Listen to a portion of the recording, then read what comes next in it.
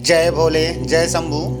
आज हमारा ये तीसरा दिन है और आज हम श्रीखंड महादेव के फाइनली दर्शन कर पाएंगे, ये आशा है हम लोगों की।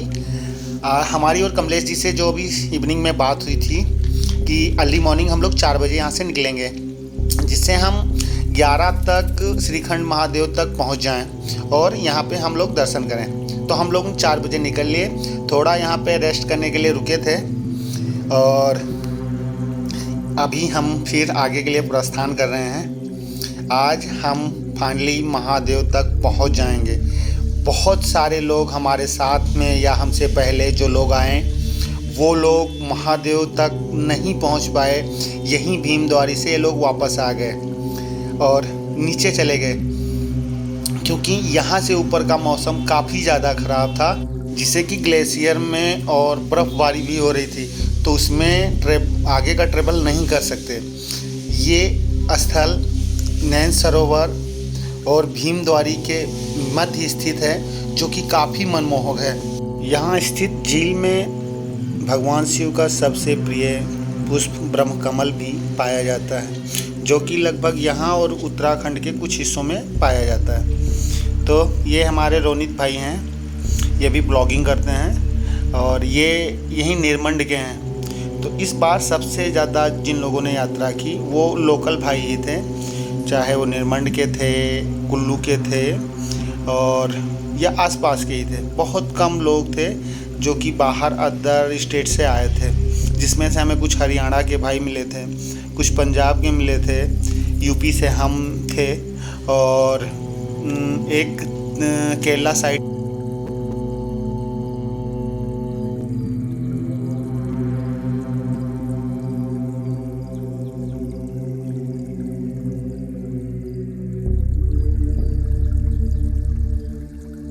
यहाँ पे हम लोगों ने माता रानी की पूजा की और भगवान शिव की पूजा की। यहाँ का व्यू आपको बहुत अच्छा मिलेगा, आपका मन नहीं करेगा कि आप यहाँ से हट के आगे जाएं।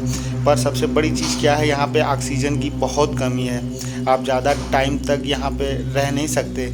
इसलिए हम लोगों ने प्लान किया कि चलो अब धीरे धीरे इस शॉर्ट से ही हम ऊपर चलते हैं। यहाँ से 2 रास्ते जाते हैं, एक तो हम शॉर्ट से सीधे डायरेक्ट जा सकते हैं ऊपर ग्लेशियर चढ़ के, ये सामने से, या फिर हम नैन सरोवर होके आगे माता रानी का जो कुंड है उससे होके फिर हम श्रीखंड जाएं।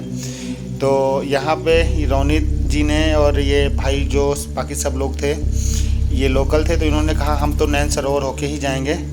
और हमने और कमलेश जी ने हमारी टीम में सोचा हम लोग शॉर्ट से ही ऊपर चलते हैं। यहाँ पे हमने भगवान शिव की पूजा की और रोनित भाई बहुत अच्छे ढंग से शिव जी की स्तुति कर रहे थे, पर हमारी थोड़ी सी किस्मत ख़राब है, जिससे इनकी वॉइस रिकॉर्ड नहीं हो पाई। हमने काफ़ी कोशिश की कि वॉइस रिकॉर्ड करते हैं। पूजा वूजा करने के बाद हम भगवान शिव की आराधना करने के बाद थोड़ी देर के लिए बैठ गए। ये भाई भी निर्मंड से ही हैं और हम लोगों को यहाँ पे मिल गए और हम लोगों से पूछने लगे कहाँ से हैं। हमने बताया कि हम अयोध्या से हैं और कमलेश जी राजस्थान से हैं, तनु मैम यहाँ आपको क्या बोलते हैं इसको मणिपुर साइड से हैं। तो अलग अलग से हैं और हम लोग एक ऐप के थ्रू से जुड़े, हमारा एक ग्रुप बना और हम लोग श्रीखंड महादेव की यात्रा पे निकल आए।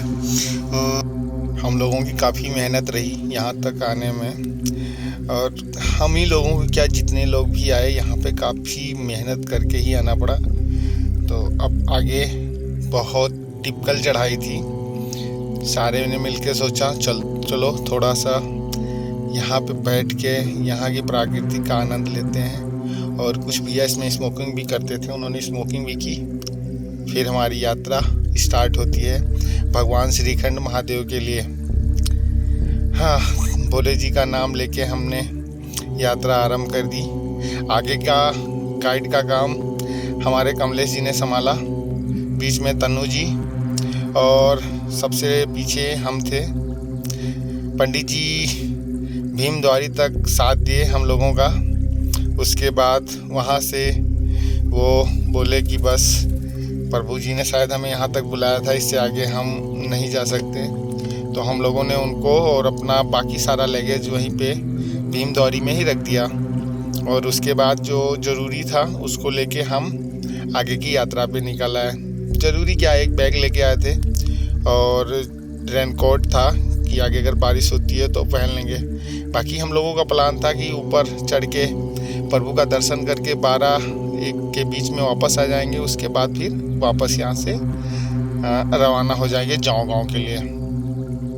तो बहुत टिपिकल रास्ता है ये।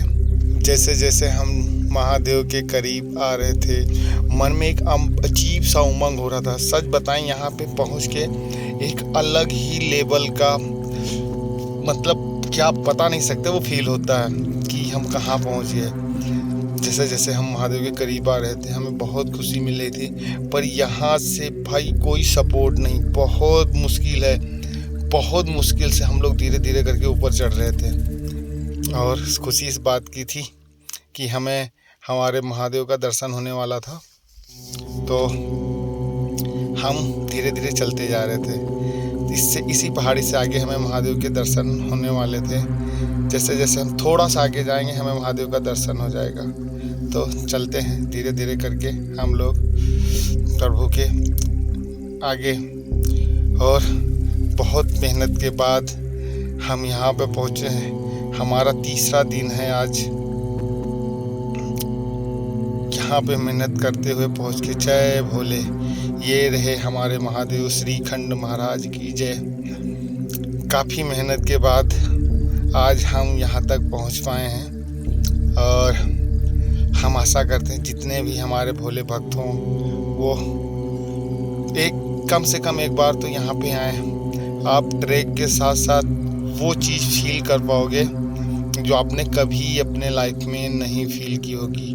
एक अलग ही लेवल पे हम यहाँ पहुँच जाते हैं, जैसे लगता है कि हम स्वर्ग में आ गए हैं, ऐसा फील होता है। यहाँ पे एक साइड में हमारे महादेव हैं, एक साइड में हमारे कार्तिकेय हैं, एक साइड में माँ पार्वती हैं। तीनों ये शिला के रूप में हैं।